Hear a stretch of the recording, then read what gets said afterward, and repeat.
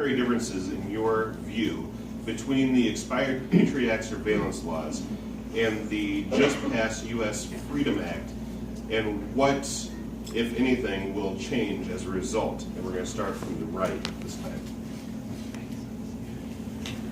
Well, my conversations with Bill Binney over the last year or so, he's pointed out that there's so many different authorities that are used for gathering all this information that, and then I know I've heard this from Bill first, but then just the other day, a law professor whom I respect came out with an article pointing out that even with Section 215 being invalid, there's still all the authority under what the government is claiming is actual authority to continue doing everything that they're doing. And going back to an executive order issued in 1981, which is also the basis for the government saying that we have authority to assassinate American citizens. They use that as that part of that argument, and pretty much giving totally dictatorial powers to the president acting as commander-in-chief.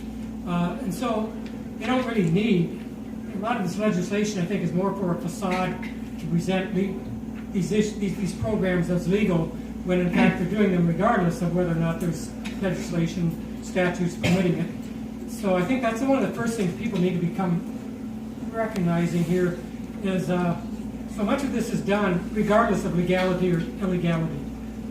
These agencies have come to believe that they're the only thing standing between us, or at least that's their claim, and perhaps a nuclear weapon going off in the United States. And so they always frame the argument that we have to balance security against rights, constitutional rights.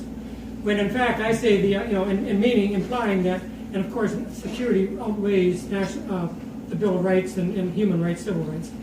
But in fact, I would say they get that the opposite. The whole point about the Bill of Rights, and I'm going off on a little bit of a tangent here, pardon me, but the whole point of the Bill of Rights was to provide the largest expanse of minds being applied to a problem, especially national security. And so we don't want to have a centralized decision-making authority like the Soviet Union did, Nazi Germany did, coming up with great schemes to maybe invade Russia, until you get to Stalingrad, or maybe to go into Afghanistan like the Soviets did in the 1980s until you get destroyed and have your economy broken down. But instead we want to have a wide variety of people coming to these decisions and judging them more wisely than that. Now we've gone the way of the totalitarian states. We've centralized decision-making down to a few people such as the head of the CIA, NSA, and a few others who've really become the central planning committee, you could say, for national security and foreign policy. And that's where the real danger begins. And why do they need all this information? Well, again, like Bill has already said, population control. I'll probably get into this a little bit more, but it's really the techniques that you would use as if they were running a counterinsurgency against the American people in the world.